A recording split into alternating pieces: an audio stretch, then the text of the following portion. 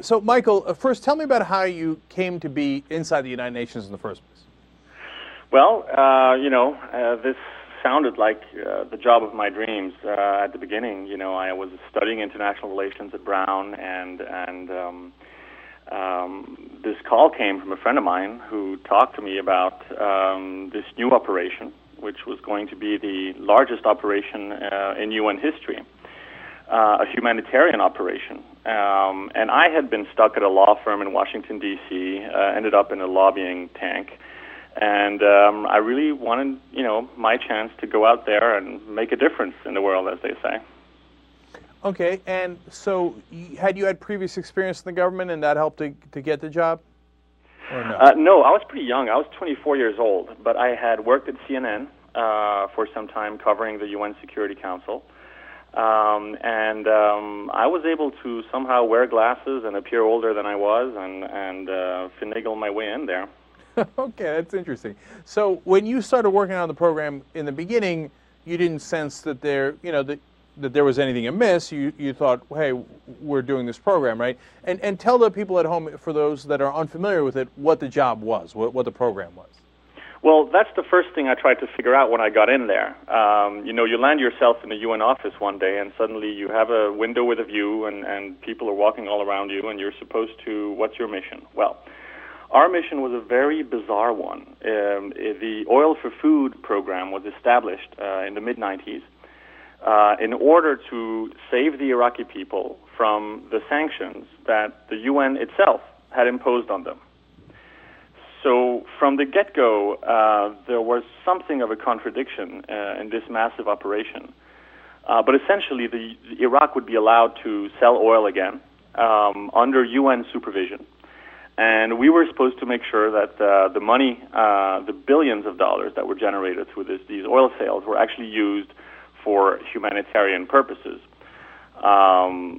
Unfortunately, a lot of this money was used for many other purposes, including going directly into Saddam's pockets. Right. And, of course, that led us into some deep trouble in the end. Yes, it did. So I want to get back to that in a second. But actually, it seems a little absurd when you say, all right, well, we're trying to ameliorate the problems from the sanctions we created, right? Mm-hmm. But at the same time, there is a certain logic in it, right? So because, we did sanctions on South Africa, and that worked. That helped. Absolutely. And you know what? The sanctions on South Africa are actually the ones that worked the best, I think. Yes. But let's think about why they worked. I think they worked because the white regime in South Africa used to think it was part of the Western world. And so when they were cast aside, for them, it was an increasingly uncomfortable position to be in. Whereas Saddam Hussein, I don't think, maintained any illusions that he was part of the global community after the first Gulf War. And what we did, citing Iraq's sovereignty, if you remember, was actually to, first we bombed them back to the pre-industrial age, meaning there was no bridges left, no water and sanitation left. And then, citing their sovereignty as a country, we keep them under the sanctions that were originally meant to get Saddam out of Kuwait, and we leave Saddam in power. So I think we set ourselves up for a situation where, no matter how we took it from there, the Iraqi people were going to suffer for our sense of security. Well, that's interesting. There's no question about that. And I think that, what happened in South Africa is that there were it was kind of an oligarchy, if you will. There was a lot of people in power. There was a lot of people who would gain or lose if things didn't go right, if they couldn't do trading, etc. Absolutely. Whereas with Saddam Hussein and with a lot of other dictators, I think we still haven't understood that sanctions don't work because they're never going to go hungry, and their kids are never going to go hungry, and they don't give a damn about their people. When you have power that's too concentrated, sanctions are less likely to work. Okay. I think that's probably a good rule of thumb. I mean, it's true that while the Iraqis were dying of diarrhea left and right, he could still brush his teeth with Perrier, So Saddam Hussein, his country was a one-man operation, and it's true that short of taking him out, the sanctions would keep him confined, but it was very difficult under the circumstances to figure out how the Iraqi people were going to eat, because this was an oil-based economy. And so that's how we found ourselves in this dilemma. And Right. of course. So Michael, and we're talking to Michael Susan. He wrote the book Backstabbing for Beginners: My Crash Course in Global Diplomacy. So let's get to the part where things start to go wrong. What went wrong with the Oil for Food program? Just about everything that could go wrong went wrong, little by little. You have to remember that these were the days when we were hunting for weapons of mass destruction in Iraq, and the weapons inspectors were going in and out of the country. There was a crisis every 6 months. And we were supposed to oversee basically the entire economy of a dictatorial state. And so we had overseers to fix the oil price. They turned out to be a Russian spy. We had observers on the ground. They turned out to be completely infiltrated. And, infiltrated lo by and behold, who, can I ask? Yeah. Who were they infiltrated by? That's interesting. Well, they were infiltrated by their Iraqi, our drivers were members of the Iraqi security services. Oh, of course, right. Yeah. Yeah, Our photocopy room was a local staff. And Michael, I got to be honest with you, there's some chance that there were some CIA folks in there somewhere. Well, yeah, most of them were actually part of the weapons inspections. So when they got kicked out, we were sort of left holding the ball there in Iraq for 2 years, between 98 and 2000. We certainly had them breathing down our necks. You had the will CIA never know who, breathing down your neck? just about every intelligence service of the major countries. You have to remember that this was a $64 billion business operation going on. And when you have these kinds of big oil interests, including, Texaco and Halliburton and 2,400 international corporations, they're going to keep a close eye on where the money goes. Unfortunately, they didn't really care about whether it went to the Iraqi people or not. That was our job. And because of the pressures and, unfortunately, because of a revelation that comes towards the end of the book, we were, particularly badly set up for overseeing this. That's interesting. But then, as you tell me that, I think when Saddam kicks out, or now these days Iran kicks out inspectors and says, these guys are spies for the Western governments, there's probably some truth in that, right? Well, I think the whole point of inspections is to spy on their weapons programs.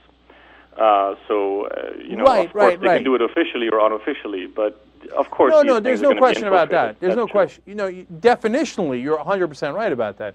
But I'm saying, on top of that, instead of being independent investigators for the United Nations, sometimes those guys wind up being literally Western intelligence officials. Yeah, well, I think that if the intelligence services are doing their job, they would. The idea that the UN can be truly independent, when it basically has the 5 biggest arms dealers in the world sitting on its Security Council, is a bit difficult to adapt to reality when you're actually in there. They like to prone their independence, but in actuality, the way it's set up, they're everything but independent. So how does that's I love this conversation. So how does Texaco get involved? Because that's one of the, as an example of the oil companies. Like, what's their interest? What do they want to happen? Well, I'll give you the Halliburton one, because the Texaco, I just think that, like every other oil company, they were doing some oil trade. But it turned out in the middle of our operation that everybody, suddenly the whole Security Council agreed that Iraq needed to actually construct a new infrastructure in its oil industry. And the people who had originally put its oil wells in place, etc., was Halliburton. And so there was no way around, trying to get the people from Texas and the people from Tikrit to sit down and agree on some kind of deal. And of course, Halliburton, I think, has now settled its lawsuit with the federal government over, I think it was kickbacks that went through during this $300 million, I think, was the size of the infrastructure improvements. So wait. So for the people who don't know, including me, did Halliburton Well, I didn't know at the time either. Right. Halliburton did kickbacks to the Iraqi government in order to get that project? There was a lawsuit settled with the federal government, is my understanding, whereby Halliburton admitted to some wrongdoing in this Shocking. area. Shocking. So now, but what's also interesting about that story you just told is, why did the UN Security Council all of a sudden want to do this infrastructure? Like, how did Halliburton influence them so much? How does that work? Well, nothing fuels corruption like fuel itself. Okay, oil is one of the most corrupt global businesses. After arms dealing, oil deals are traditionally corrupt. Why? Because governments own the oil, and so when they sell it to foreign corporations, they make sure that the minister of oil and his family and so on get some cushy little kickback into their Swiss bank accounts. In this case, many of the oil deals were actually sold to Russian companies. But before they were sold to Russian companies, the Russian state was allowed to decide who got them. And so the Russian state allocated a portion of oil sales to every single party in the Russian parliament, the Duma. Mm-hmm. And so then these parties just transferred it to some kind of oil and gas company and resold it in the market, and they made a profit.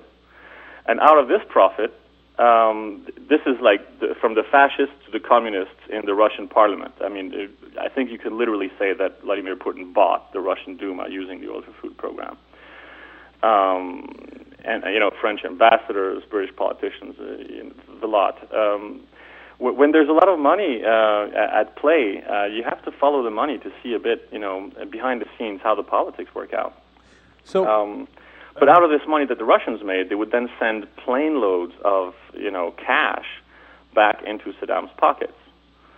And who was either organizing that or seeing that but turning a blind eye to it? All of us. You have to remember that while all this was going on, the Iraqi people did not have a say in anything. And when the scandal finally broke, we appointed Paul Volcker to investigate this.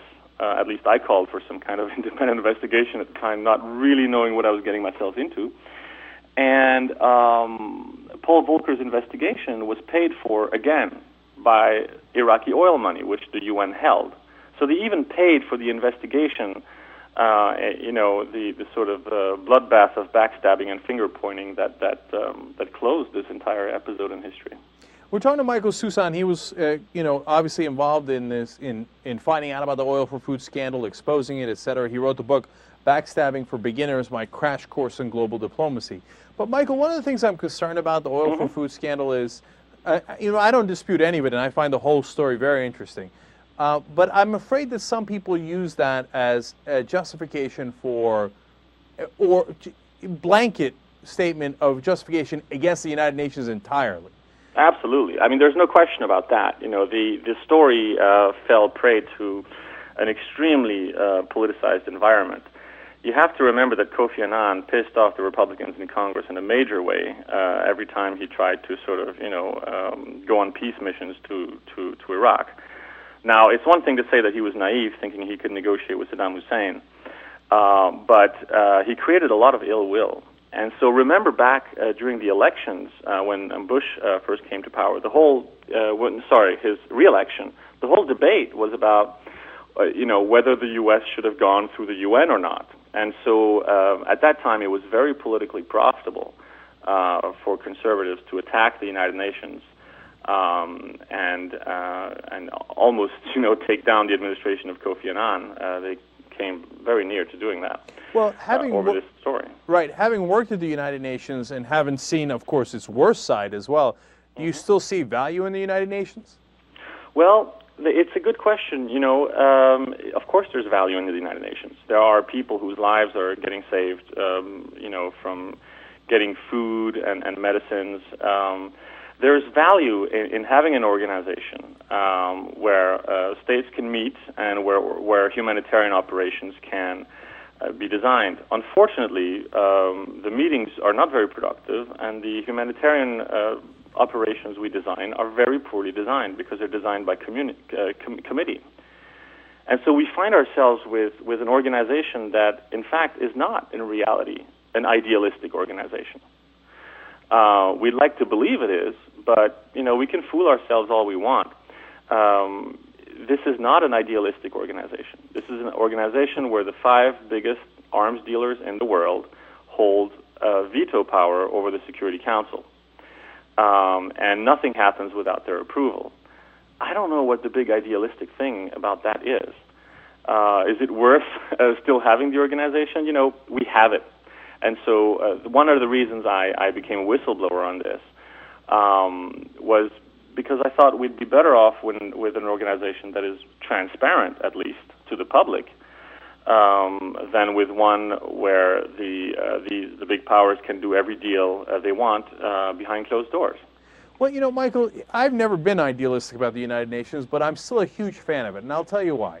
Mm-hmm. Because, I know that you're going to have an enormous bureaucracy if you're dealing with over 200 countries trying to make decisions. And of course, the countries that are most powerful and have the most weapons will have the most say. And that there's no, great, it's not a democratic vote, right? I get all that. I get the massive limitations of it. But I always feel that it's better to try to work together than to have the countries, in obvious opposition to one another, right? I believe there's real value to that. I think that we fought, 2 big world wars before we came up with this system.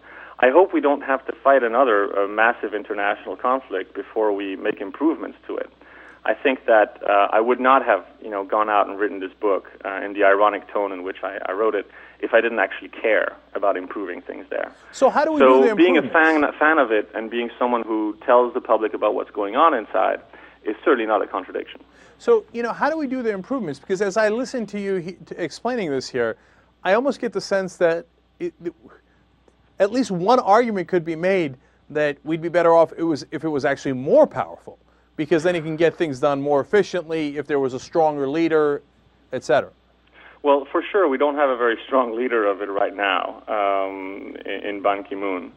I'm talking to UN staff, and they're just getting totally depressed over this guy. Nobody understands what he's saying. But it's not because we're not idealistic that we have to become cynics, right? And cynicism would be to abandon completely the notion that there should be an international organization trying to improve global governance. That I'm not ready to do. But we need to be, we need to be specific about what it is this organization can and cannot do. And in this case, in the case of Iraq, we have been living a delusion for all these years, which ended up, of course, in a very catastrophic ending on more than one respect. At the end of the day, a divided international community wasn't going to do a very good job trying to reform a very, very divided Iraq. And so I think that there's something to be said for realism without, getting to the cynical level. Right. No, we need to move forward. And frankly, also, people talk about reforms. This place needs to change. We need to look at the charter itself, because it doesn't actually make idealistic sense. At least the charter should be an idealistic document. And that movement I'm hoping to help engage a discussion on. Right. We're talking to Michael Soussan, author of Backstabbing for Beginners. And I hear what you're saying. We'd be better off if the UN had more goals that they can accomplish better. And they have accomplished some goals in fantastic fashion, whether fighting disease, sometimes fighting poverty, etc. So, better to be able to handle those better than to try to do everything and not do it well. Those are all good points. Final question for you, somewhat related to this, but a little off this, because you were talking about the Iraq war and so much power that's involved in trying to push in certain directions, Halliburton, the oil companies, the fact that the 5 largest countries, or at least the 5 most powerful, are also the biggest weapons dealers, etc. Did you get a sense that there was a push for war because people were going to make money off of it? Did you get a sense of that, or no? I think that based on my experience, it's impossible for me not to see that war was extremely good business for a lot of people, a lot of powerful interests in America and beyond. And of course that in the countries that opposed it most vehemently, France and Russia, that this was going to hurt what was a very good ongoing business relationship with Iraq. So if you follow the money, you do get a split of how countries voted. But from there to say, to go the conspiracy route, I don't know. I think there was a place for politics. There was a real political dilemma about how to handle Saddam Hussein, given his past. But in doing so, I think we deluded ourselves so much into believing our own rhetoric that we ended up finding out things that were extremely uncomfortable. For us, it was that the money had not gone to the people as much as we had, been tasked to assure. Michael, I hear you. Let me just real quick ask you for a little clarity there. Before, when we had the sanctions in place but no war, the French and the Russians were getting more contracts with Iraqi oil, and then but the United States was not. Is that roughly right? Is that what you're saying? That is absolutely right, yeah. And so then after the war, hey, lo and behold, the French and the Russians don't have those contracts anymore, and the U.S. does. That is true. Okay, and the contracts are oil contracts for our companies. And well, export of oil and import of massive amounts of everything a country needs. So now the contracts are being a bit freer. The Iraqis are more independent. They're able to give the contracts out to those that they want. But of course, the servicing of the war was a huge money-making operation for some companies. All right, this has been a great conversation, Michael. Very enlightening. The book is called Backstabbing for Beginners: My Crash Course in Global Diplomacy. At a time that Michael Soussan was at the United Nations and the Oil for Food program and the war, etc. All of this is going on, and parts of it are in the book, obviously, large parts of it. Michael, thank you so much for joining us. Really appreciate it. Thank you very much.